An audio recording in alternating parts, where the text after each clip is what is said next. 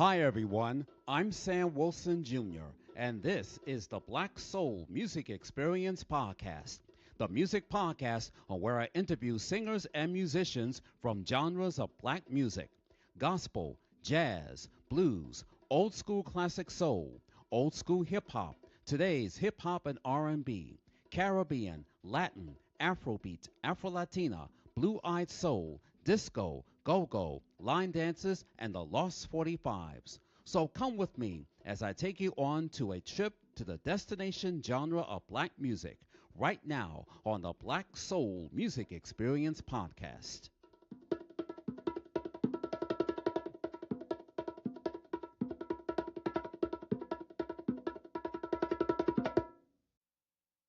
Legal Shield is a proud sponsor of the Black Soul Music Experience Podcast.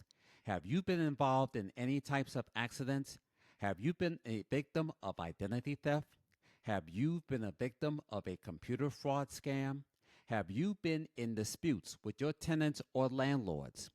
If your loved one dies and they didn't write up a will for you or for your family, or you and your spouse are filing for divorce, or if you need help by opening up your small business, give Legal Shield a try. Visit their website at LegalShield.com and tell them you heard it here on the Black Soul Music Experience Podcast. Do it today. You'll be glad you did. Welcome to the Black Soul Music Experience. I'm Sam Wilson Jr., and I have a special guest on my show. This lady that I'm about to introduce is a singer, songwriter, and a pianist. She is also a music educator and the founder of Oorja Music Company. And yes, she does music things. Please help me welcome to the Black Soul Music Experience Podcast, ladies and gentlemen, Miss Palak Bheda. Hi Palak, how are you?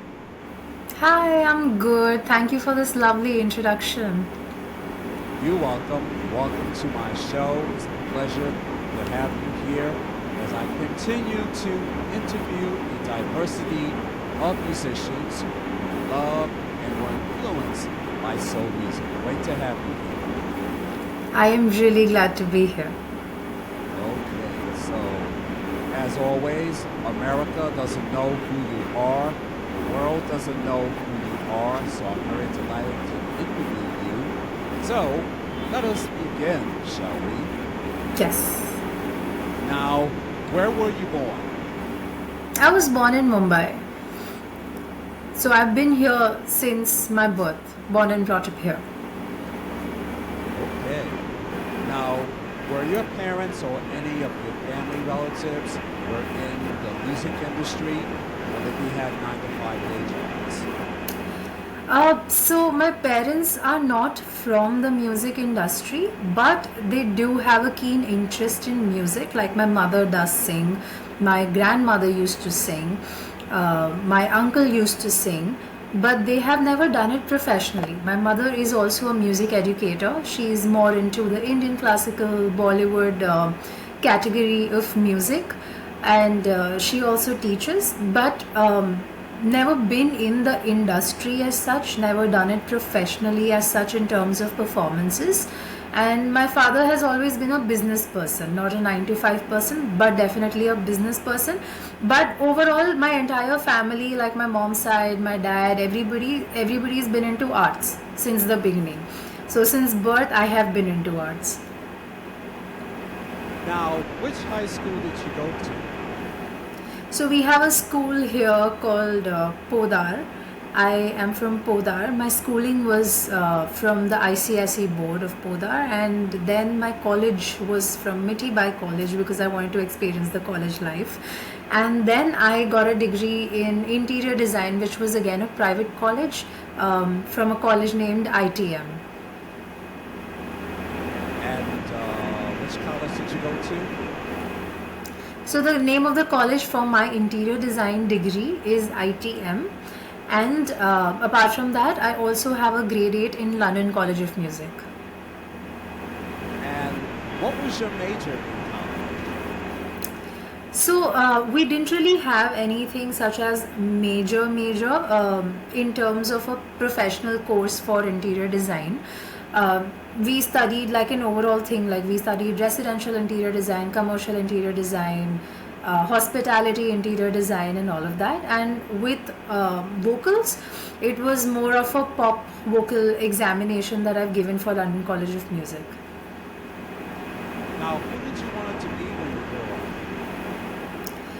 up? When I grew up, when I grew up, I didn't want to be somebody except for myself. I wanted to always create my own identity in the industry, in the world. But I've always had a bigger purpose than like just one particular goal. Although I always did look up to in terms of singing.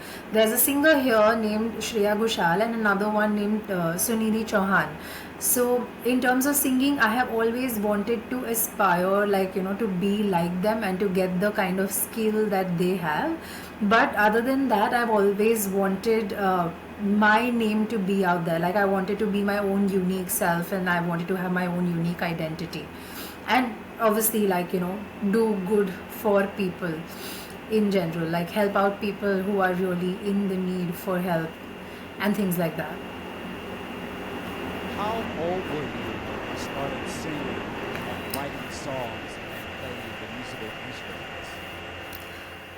When I started singing, I was around 2.5, 3 years old. When I started playing the keyboard, I was about 5 years old, and I started writing songs about 3.5 years ago.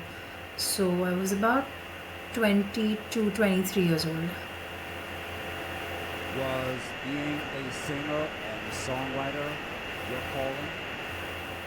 Absolutely, always. I have always known that I wanted to be a singer, even if I would have another profession, that would have been like a parallel profession that I've always wanted. But singing was never a choice. I mean, never an option. It was always a choice. So singing was always going to be there with me. Like, be it any genre of singing, any form of singing, but music was always going to be a part of my career. In Mumbai, did Mumbaian radio stations play any of your favorite American artists? In Mumbai, honestly, like radio is still a trend, but it wasn't as much of a trend as it used to be earlier when I was like growing up. So we've never had much exposure to radio as such. But there were, some channels who would play all these pop English songs, and there were a couple of TV channels that would play, like, like MTV and VH1. They would like play a lot of English pop music in general. But growing up, we've never had that kind of an exposure to radio that used to be before I was born. Now, growing up, who was some of your favorite American artists? My favorite American artist would definitely, I have quite a few. So they would definitely include Bruno Mars, it would be Beyonce, there would be Ariana Grande. In terms of their vocal techniques, just the way it just flows with them, it's absolutely beautiful. There's Alicia Keys, absolutely love, like a few of these people. There's Whitney Houston, there's Celine Dion. They've given us so many classics in general. Uh, I have loved listening to them. I have loved learning their songs, tried to, inculcate and gather the information in terms of what methods they use, how they're doing their nuances, etc., and try to inculcate that into my singing. And who were your musical influences that inspired you to sing and play piano? Um, Again, definitely, in terms of Western artists, would be Bruno Mars and Alicia Keys. And in terms of Indian artists, multiple, like, like I mentioned, Shreya Ghoshal, Sunidhi Chauhan, A.R. Rahman, um, Salim Suleiman, multiple, Vishal Dadlani, Shekhar Ravijiani. There are so many amazing musicians out there in West as well. Like when you listen to Coldplay music, it's beautiful. Like even if it's simple tunes, it just like gets to you. You can relate to it. It's more about the emotion of the song. It just brings every part of emotion like so alive that you can literally feel all of it, and you can relate it to what's happening in your life or what must have happened in your life and all of those things as well. So the way they've done things is beautiful. Elvis Presley has always been somebody I've deeply admired and loved as well. So yeah, like quite a few influences that way.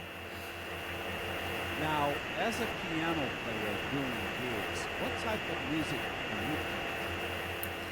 I play more on the lines of pop and like a mix of modern jazz with pop, and majorly to accompany myself because my main focus is my vocals, and piano helps me enhance it a little more by using the kind of chords that I do, or the kind of patterns that I play, or the kind of tempo and BPM that I want to set the vibe of the song.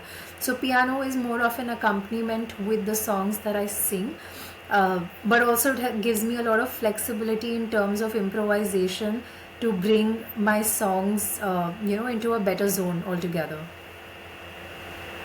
Now, you play different genres that includes pop, jazz, R&B, retro, and Bollywood. How does your singing voice matches those genres? Honestly, being a music educator and also a voice coach, I feel like any singing, any voice type can sing any type of a song. It's just that you add your own uniqueness to that particular song, basically. So a lot of people tell me that my voice is very suitable for R&B and jazz, and genres that are related to that, maybe jazz, funk, and genres like this. But I feel like I can also do a lot of contemporary romantic songs and pop songs, and the classical, like Bollywood classical songs and all of that, but in my own way. Like obviously not exactly as how the original song would be, but I can modulate it and do it in my own way and get my uniqueness and my character to the song. Now, how would you describe your singing? I feel like my sound is something that's slightly more deep, but also sweet at the same time, with a lot of resonance in it. Instead of being, just soprano, or just, or being like just in the lower range, it's found its sweet spot in the middle, where I can like perfectly like sing a very strong chest voice, but also have a very strong head voice if I had to sing a higher song. So I feel like it has like a sweet balance and its unique identity, where it does not sound like somebody else, but it's unique in its own self. Now, I got a chance to check out your music videos on YouTube, and it's like Hindu music mixes with pop of today's hip hop and R&B cover songs. I got a chance to check out some of those cover songs. What was it like doing those cover songs, or should I say remix? So, very interestingly, because like I said, my entire family is into arts. All of the songs that you see on YouTube are shot in my house. So, we've never hired a studio to record, to mix master, to shoot the video, to edit. We've never hired anybody from outside. So it's all done by us. Like my dad would, like do the lightings and do the direction part of it as to what is needed and what part of the song. I would record the song. I have a small home setup. So I would record the song, I would mix and master it myself. My mom would do the video shooting for me. She would, get the right angles as per what we need according to the song, what we've decided. And then I would sit and edit all those songs. There are so many green screen videos that I've done. and literally everything has been done in the house. And we've, sometimes stayed up from like 8 p.m. to 6 a.m. in the morning just doing that, doing the clothes, doing the makeup, doing the background, like, finding things in the house to like just put in the background so it looks professional, doing the lightings, etc. Like, doing steady videos, doing moving videos, everything. Like, everything is done in the house. So it's been such an amazing learning journey as well, apart from it being fun, of course, because you learn so much about how you want things to be in terms of a shot, in terms of your sound, because every song would sound differently, right? Like, not all songs can sound the same. Every song would have a different requirement. So you learn how to do it by yourself, and I feel like the only way you can learn it is by doing it yourself, so that, in future, even if you have to hire somebody, you know exactly what you want, and you're not struggling to, communicate the same to them. So it's been an immense learning journey, and also like, a bonding journey with my parents. I mean, we're very close anyway, but it's a different kind of work environment that gets created in, in terms of like a parent child relationship where everybody is doing it together. And I am so grateful and thankful to them as well, because they stay up all night just to do this for me and like support me so much. So I feel very blessed and grateful for that as well. Now, while you're not doing any gigs, you are also a music educator and the founder of the Oorja Music Academy. Please share with our audience on what is your music academy is all about. So I run this academy called Oorja Music Academy. The name itself, Oorja, means energy, and the logo is a simplified version of Shri Yantra, which is said to be the most powerful yantra that is there in the universe, which attracts positive energy. And because music is not just art to me, it's more like a life skill. It comes from there, where I want people to learn good quality of music, get good education in music, instead of having a tutor who would, like just come, teach, and then go away and then not care enough about what's happening in the middle. I wanted to create an environment where it's easy to learn, it's fun to learn, instead of feeling, overwhelmed or pressurized, and also delivering the quality of how a certain thing happens, why it happens, and how do you use theory into your practical life, right? Like when you're doing music. So we basically do all instruments, be it violin, all types of guitars, like bass, acoustic, electric, drums, djembe, cajon, western singing, Indian singing, drums, tabla, songwriting, music theory, production, like you name it, and we teach that. And we also prepare students for, competitive exams like Trinity, London College, ABRSM, and all of that as well. We start teaching kids at the age of 3, because it's a good age to introduce kids to music, so that they start, I mean, obviously they can't be Beethoven at the age of 3, but they can at least start getting some knowledge of what is rhythm, what is pitch, so then when they grow up, it's easier for them to pick it up as well. And even if they don't want to pick it up, music has such a positive and beautiful, uh, you know is a very beautiful addition to your life altogether. So it helps you feel positive irrespective of what age you're at. In fact, we even have students who are, 85 and 90 years of age, who are learning with us online. So I am based in Mumbai. So in Mumbai, we do a lot of offline lessons as well. But out of Mumbai, like, pan India or internationally, also we have a lot of students. So we do a lot of online lessons. So we're also equipped with teachers and tools to make those online lessons very effective and easy to understand. So that is what we're doing in the academy currently. Now, since we're on the subject of education, I myself, I took up music education. I was in the third grade in New York City West Side, and I didn't take music education again until I was in the sixth 7th and 8th grade in junior high school as pianist 144 in Clemson Road. I didn't take it again until I went to Harriet Street High School in Clemson Road.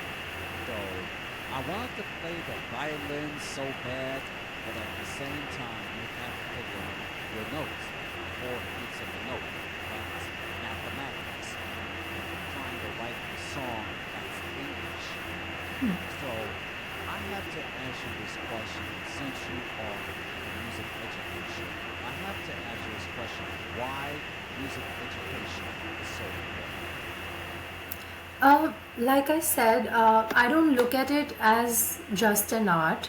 I look at it as a life skill because music is like food for your soul, right? Like it gets you through your happy times, sad times, depressing times, difficult times, stressful times. Literally, you name it, and like it helps you through that. In fact, music is also being said to heal you from diseases because that's where it comes from. So when you look at music, uh, the basic notes that are formed have come from the nature, and living the life that we are living currently, we are so away from the nature that we so often feel stressed when things are not in control, or even a minor inconvenience just happens in life.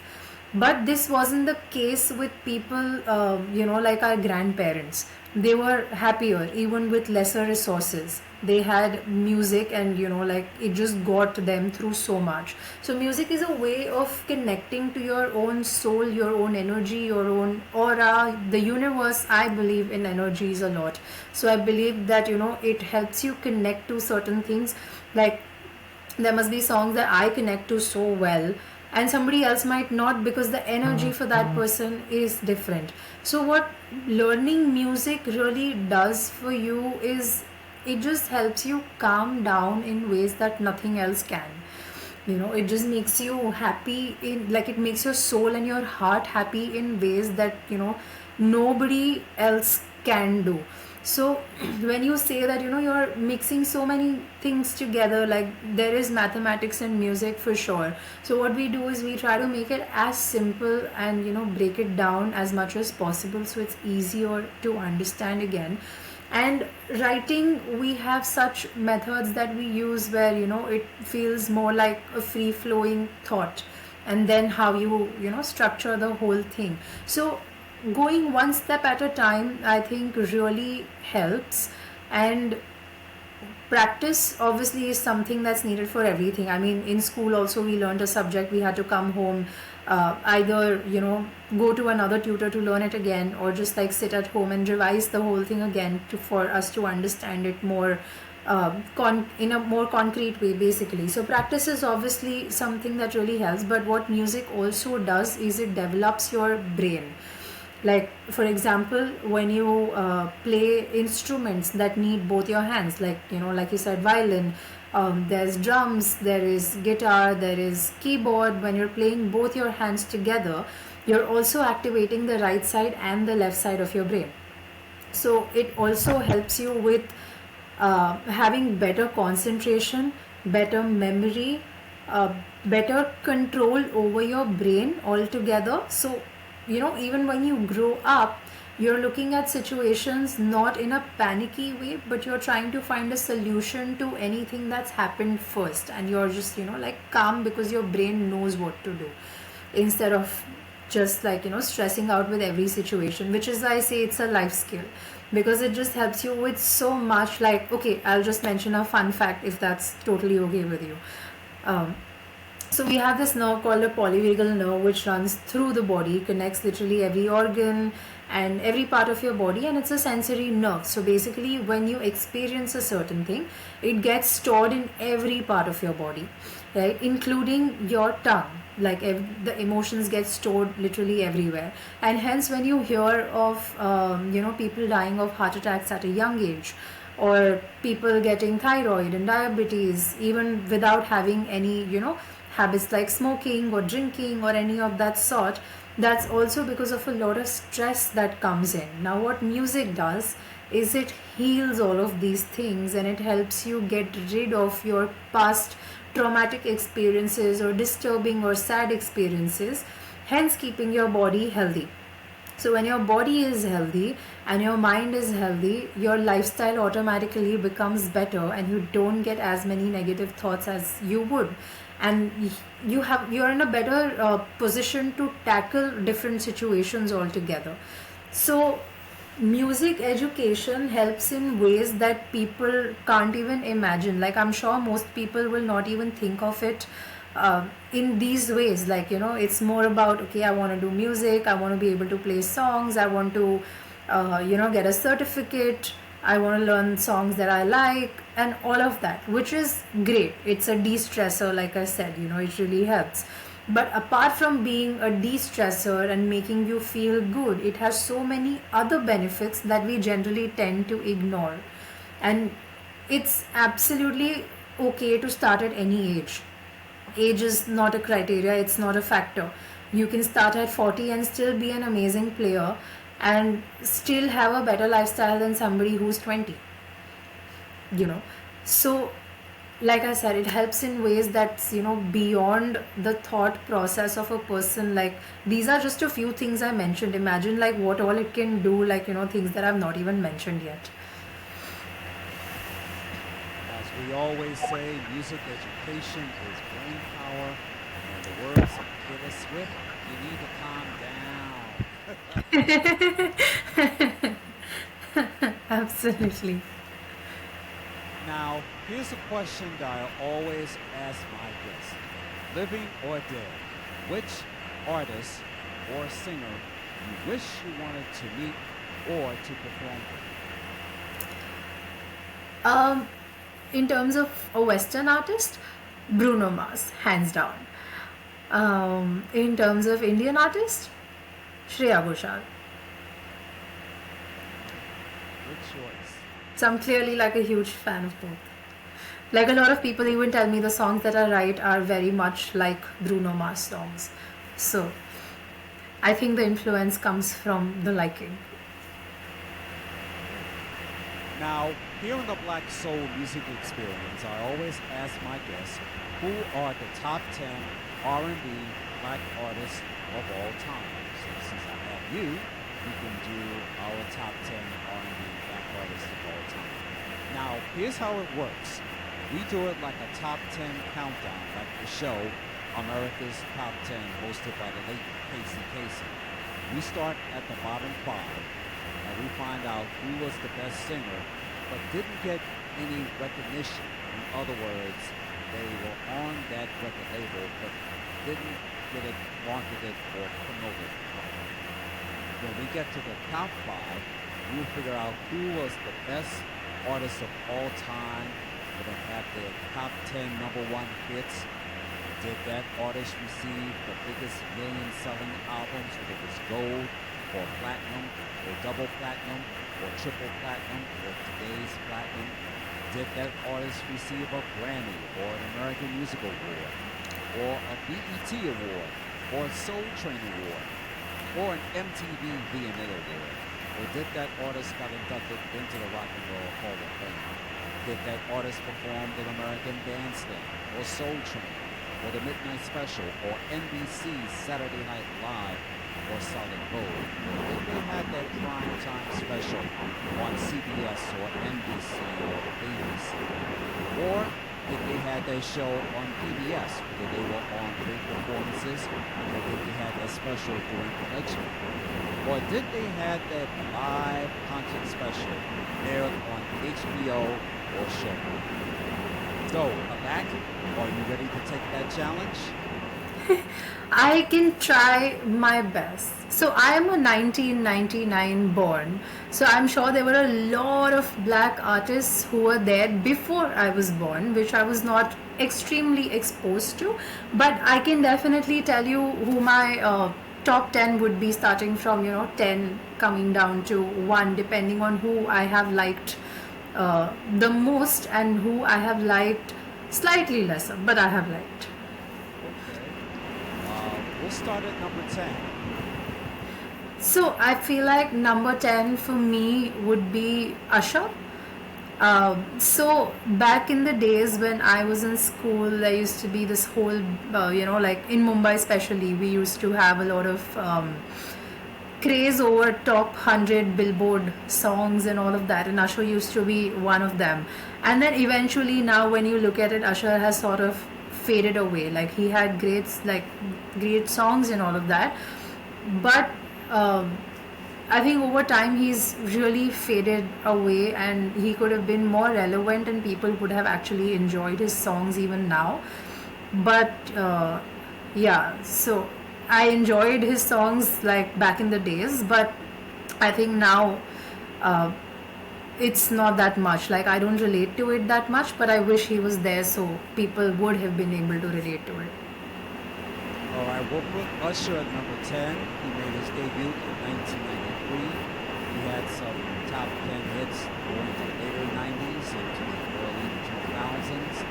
And let me tell you, when I see Usher perform, he got all his dance moves. And his influence was like Michael Jackson. So Yeah. he's still performing today, and just like you said, not that much hits. So we'll put Usher at number 10.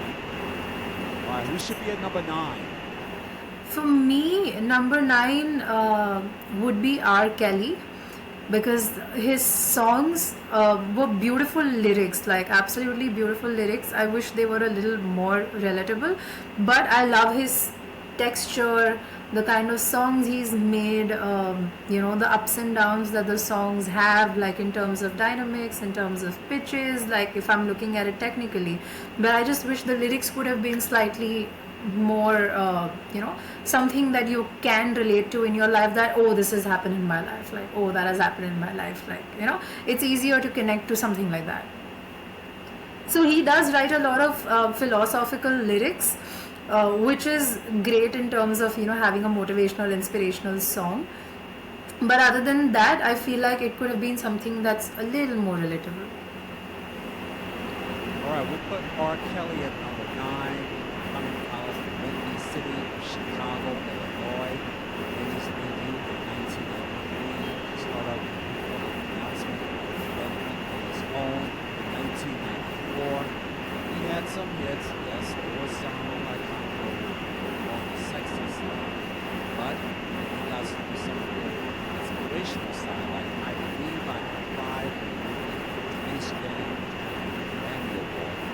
And yes, he written songs for other artists, which includes Michael Jackson, Celine Dion, just to name a few.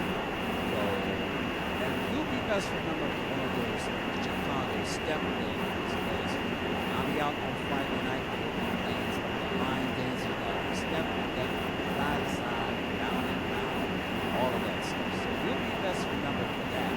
And everywhere I go, all the DJs are playing one of those club songs that are requested. We'll put R. Kelly at number 9. Who should be at number 8? For me, again, number 8 would be John Legend. As much as I love him, I feel like he could have been a little more hyped artist. Like his most famous song is All of Me. Like the moment you say All of Me, like people know who John Legend is. But again, his songs are so limited that are like, as famous as All of Me. I feel he's such a great artist. I definitely think he could have been a slightly more hyped up artist. For sure. We put John Legend at number 8. Made his debut back in the early 2000s. Piano player as well. Had some best tunes, some top 10 hits, and then some not that much top 10. We'll put John Legend at number 8. Who should be at number 7? Number 7 for me would be Prince. Again, because I haven't heard extremes of his music, but from whatever I have heard, being a musician, I love what he does with his production, with his songs, how he spaces out his lyrics. Even if I have to learn his songs, I have so much space to just play around and improvise. So it's so much fun singing his songs in general. So yeah, for me, number 7 would be him. All right. World Agnes Prince, the purple one, coming out of Minneapolis, Minnesota. singer, songwriter, producer, arranger, everything. Guitar, electric piano, or synthesizer, drums, and everything. He made his debut in 1979 Lover, then later Purple Rain. This movie also started number one album on Billboard's Hot 100 album charts, as well as on the Black album charts. This movie has sold over $100 million plus at the box office. Yes, he got inducted into the Rock and Roll Hall of Fame for the class of 2004. He won an American Music Award, and some of his songs weren't any hits, but I'll give you an example. He wrote the song Nothing Compares to You, although he performed it, but it didn't become a hit, but it later became a hit for the late Sinead O'Connor. Another song, I Feel For You, that too didn't become a hit, but it later became a hit for Chaka Khan. And he wrote the song Manic Monday. It didn't become a hit for him, but he wrote it for the Bangles. And Just the Name of You. So we'll put Prince at number 7. Rest in peace, Royal Badness Prince. Who should be at number 6? Number 6 for me would be Rihanna. She has great songs and she's had her era, but again, I wish she would still be as much in the limelight as she used to be before. So when I was in school, she was like a huge thing, like, Rihanna, Madonna, Shakira, like they were like super, super, super, super popular in, like every teenager's life.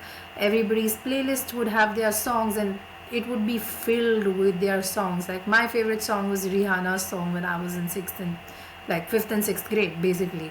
Again, so many Billboard hits that, she's given, but she's not in the picture as much as she used to be, and she is an amazing artist. So that's why I think currently she would be a number 6 for me. Alrighty, representing Barbados, Rihanna came on the scene in 2005 with Only Replays as like a reggae dancehall type of song.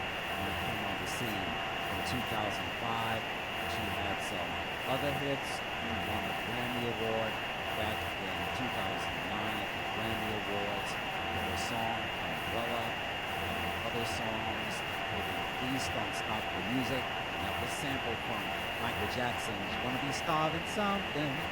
So all those songs, just to name a few. So we'll put Rihanna at number 6. All right, who should be at number 5? Number 5 would be Beyonce, for the kind of one, obviously the kind of songs that she puts in, the kind of texture, her vocal techniques. When she performs live, her production is larger than life. Like the way she performs is so mesmerizing. Like you just want to replay and look at what happened, because there's just so much happening in her production that you can't look at all of it at the same time, and half of the times, like you're just mind boggled as to, okay, how has she done this? Like how has she managed to pull this off? And she is so bold with what she does that it's wow. Like there's no other word for her. Like she's wow. All right, we'll put Beyonce at number 5, representing Houston, Texas. Started off with the group Destiny's Child in 1998, then went on her own in 2003 with her debut LP, Dangerously in Love, with the same song, Dangerously Crazy in Love. Other albums including B-Day and many others. So she had won so many Grammy Awards, many MTV VMA Awards, BET Awards, and her latest LP, Carter Country, which was number 1 on Billboard's Top 200 Album Charts and number 1 on Billboard's Country Charts. Now she's been crossing genres, hip hop and R&B, pop, and country. So she will turn out each and every genre. So hats off to Beyonce. We'll put Beyonce at number 5. All right, we're up to number 4. Number four would be Michael Jackson, given so many beautiful songs to this world. His style, the kind of lifestyle he's lived, like people are still crazy over him. Like he's still a more hyped artist than any artist who's alive right now. So he's really made his own space and a name for himself. He's created his own signatures, and his songs are fun. Like they're so nice. Like some of them are simple but like so catchy, so fast. Sometimes it's challenging, sometimes it's easier to pick up on, and the kind of production, the kind of videos that he's come up with, it's beautiful. Like absolutely beautiful. Like you can visualize him in any form. Like the moment you shut your eyes and you think of Michael Jackson, you can literally see his face, you know. So he's like literally made that mark for himself, and obviously his journey has inspired so many people. Alrighty.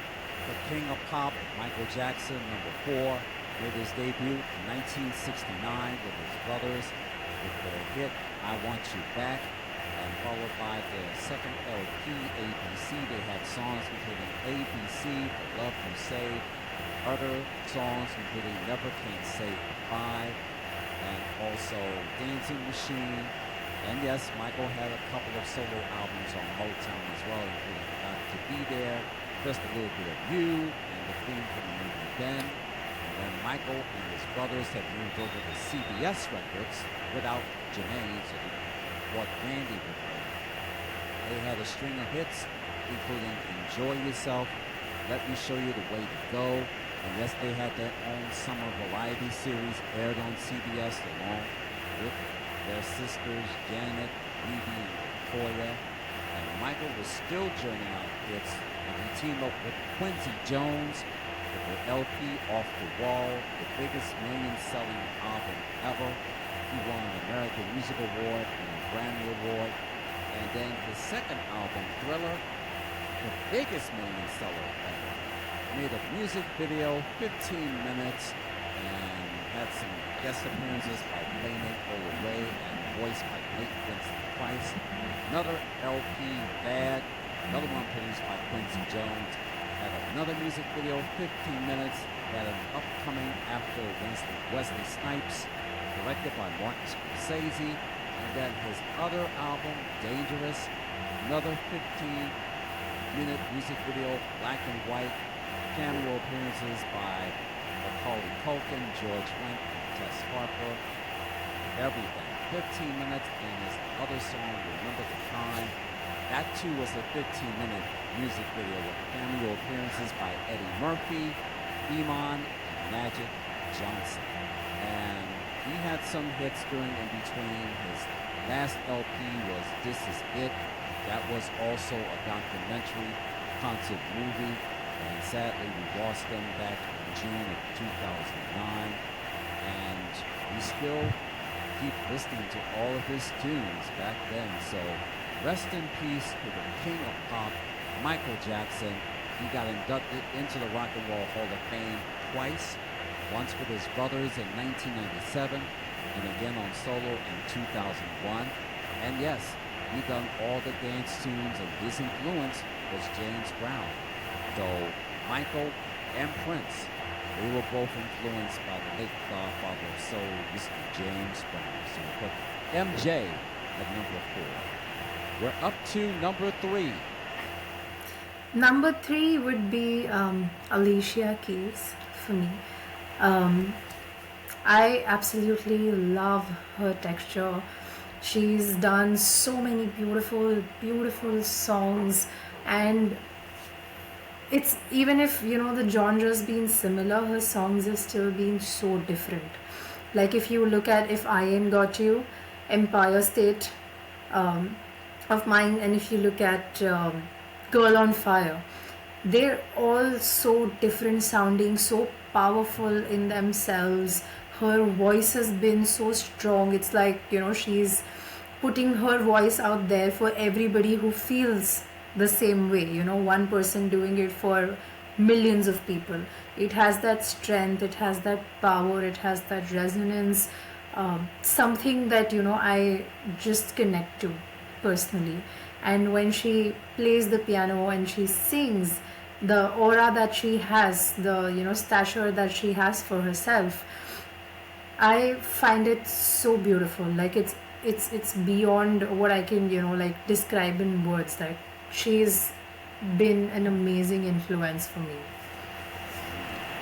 Alicia Keys at number 3 made her debut in 2001 with her debut LP, Songs in A Minor, with her song Fallen and A Woman's Worth. When I saw her perform in the 2001 MTV VMAs, she would start off with an intro. She was playing classical. I was like, oh, she was playing classical, then she would get into the song. So Alicia could do anything. And I saw her perform at the Super Bowl with her version of the national anthem. She did it her way. And when I saw her performing on NBC Saturday Night Live and also performing, hosting the Grammy Awards, I would say to myself, oh man, she was playing both pianos on both sides. And yes, one time she did fill in for James Corden for the Late Late Show back in 2019. And let me tell you, she played everything. So hats off to singer, songwriter, actress, mother, activist, Miss Alicia Keys, representing Hell's Kitchen in the NYC. We'll put her at number 3. All right, we're up to number 2. Number 2 would be Mariah Carey, for all the beautiful songs that she's given us, for everything that she's taught us, for the Christmas warmth that she's given us with her amazing song All I Want for Christmas. That's just like literally stuck in my head every single Christmas. Like anybody who asks me for a Christmas song, like that's literally the first song that comes to my mind. And the way she sung it is so beautiful. In fact, everything that she does, like her voice is like waterfall. It just flows, and before you know it, like she's onto something else, and you're just like, oh wait, what just happened? Like everything, like every song that she's done is like that. And somehow she pulls off all her ranges, like her lower ranges, her higher ranges, everything. And obviously she's a legend. Like she's legend for a reason. Like she's amazing with what she does. The Even the experimental songs that she does in general, like when she's just like singing off the records, or when you find her videos just like randomly singing, and even when she speaks it sounds like she's singing. So I am absolutely like uh, amazed with what she can do, the kind of aura she carries, the kind of personality she carries. I'm awestruck with entirely everything that she does. Alrighty, Mariah Carey, representing Long Island, New York, made her debut in 1990 with her song Vision of Love from her self-titled debut LP. I saw her perform on the Arsenio Hall show, and then later in September of 1990 on NBC Saturday Night Live. Her debut self-titled LP had struck gold. She won an American Music Award and a Grammy for Best New Artist. She kept on performing in the 90s, and we mentioned All I Want for Christmas Is You from her first Christmas album, Merry Christmas, released back in December of 1994, and still up to date. They would play it on all of the radio stations. Best requested song. So it's like the same thing with our other favorites. Santa Claus is coming to town, Rudolph the Red-Nosed Reindeer. But when you have that song, All I Want for Christmas Is You, it's always a most requested top 10 Christmas song of all through the years. So we'll put Mariah Carey at number 2. All right, who should be at number 1? Whitney Houston, hands down. She is a legend, and there is no competition. Like the way she even like stands on the stage, like I know that Beyonce, Rihanna, they had elaborate productions that happen for her, but with Whitney Houston, even if she's like wearing a beautiful gown and just standing on stage, the kind of posture she has, the kind of personality she has when she's singing, she could stand at one place and people watching her would not even move their eyeballs. They would literally like look at her irrespective of how beautiful the background is. You cannot move your eyes from her when she's performing. And she's obviously given us so much of beautiful music to listen to learn from, to get through in like different times of your life, and so many different types of songs that she's done. And what a beautiful voice in general, again, like very smooth flowing, like like water, it just keeps flowing. And you don't, there's not one point where you feel like, okay, I wish she had not sung this song. I'm sure even if she sings something that's totally out of her genre, like jazz funk, she would do an equally beautiful job at that as well. Hence she's a legend for a reason. So absolutely mesmerized and in love with her. Okay, that's representing East Orange, New Jersey, Whitney Houston, daughter of late Sissy Houston, and yes, her cousin is Dion Deacon Warwick. Made her debut in 1984 with the late Teddy Pendergrass, Holding in Your Arms Tonight. In 1985, her self-titled debut LP premiered back in the spring of 1985 with her first song, You Give Good Love, written and produced by Kashif. Her first LP was produced by various producers. She won a Grammy and American Music Award for Best New Artist. She had other hits, including How Will I Know, Saving All My Love, and the remake of The Greatest Love of All. Other hits have followed, including Oh, I Wanna Dance with Somebody, and Yes. others, including Where Do Broken Hearts Go, Didn't We Almost Have It All, So Emotional. She did a remake of the Isley Brothers For the Love of You. Other hits have followed, I'm Your Baby Tonight, and her version of the Star Spangled Banner back in 1991, Super Bowl 25. This was at a time when all of our U.S. troops were in Iran for Operation Desert Storm. It came in at a time when we were at war and we were still trying to look for peace. When I was watching VH1's 100 Greatest Rock and Roll Moments that appeared on television, it was at number 59 for her version of the Star Spangled Banner. And she performed it. Arista Records released it the next day and played it on all of the black radio stations worldwide. She made her acting debut, including the movie The Bodyguard, also Waiting to Exhale, the remake of The Preacher's Wife, which is The Bishop's Wife, and made some TV appearances. She appeared on an episode NBC's Silver Spoons and on NBC's Saturday Night Live with that Christmas skit together. And the guest host was Rosie O'Donnell and the late Penny Marsh. And yes, she got inducted into the Rock and Roll Hall of Fame for the class of 2020. So there you have it. We have the top 10 R&B black artists of all time. Well, Palak, it's been a pleasure. Thank you for being here on the Black Soul Music Experience podcast. And we wish you continued success in your performing, and we wish you continued success in your academy. Thank you so much, and please come on back. We'd love to have you back and check up on everything. Thank you so much for having me. I had such a good time having this conversation with you, and so refreshing for me as well. To be here, to have such a great conversation about music, to be able to tell people what my point of view is. So maybe some people might be able to really take back something from this. So I'm really glad to be here today, and thank you so much for having me. I'm grateful for this, and I would absolutely love to be back sometime really soon. Okay. Now, before we go, Where can we follow you for any upcoming events? Where can we follow you on social media? So you can definitely follow me on Instagram.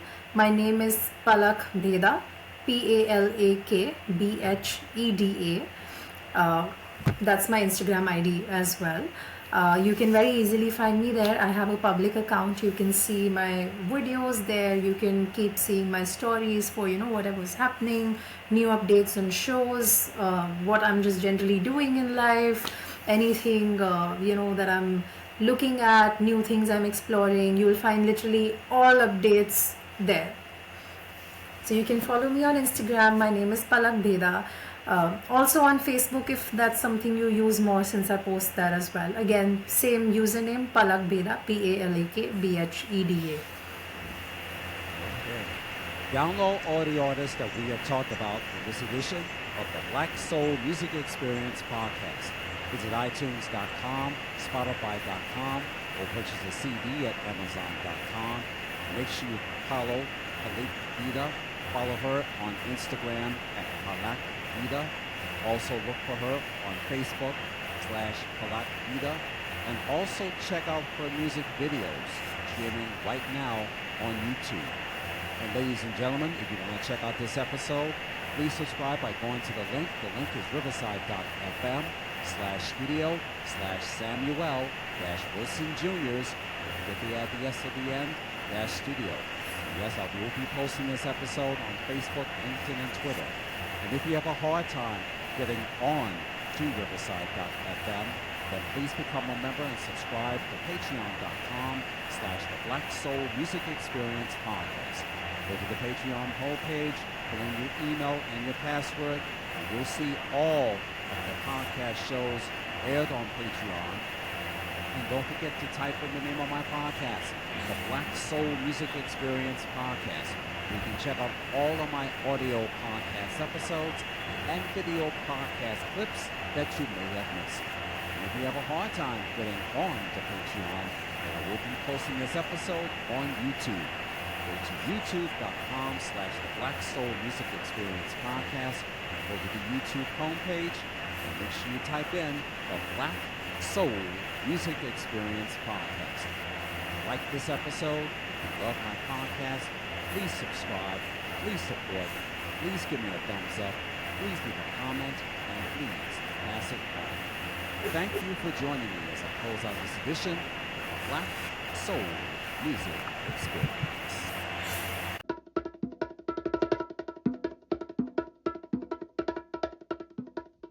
Well, that's about it for this edition of the Black Soul Music Experience Podcast.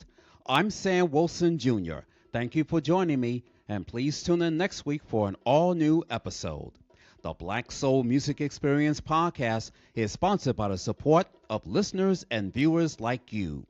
If you enjoyed this podcast, please subscribe by going to riverside.fm/studio/Samuel-Wilson Jr.'s-studio.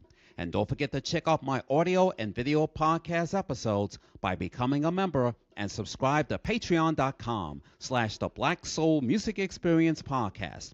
And also check out my video podcast episodes by subscribing to youtube.com/the Black Soul Music Experience Podcast. And please leave your comments, feedbacks, and replies by going to my Facebook homepage. Visit facebook.com/the Black Soul Music Experience Podcast. You can also tweet me on X, aka Twitter, at Sam Wilson Jr. 66. As always, partying, remember this: reach for the top and your dreams will come true, and it can happen to you. From all of us, take care. God bless. Thanks for listening. Have a good week, and please be safe.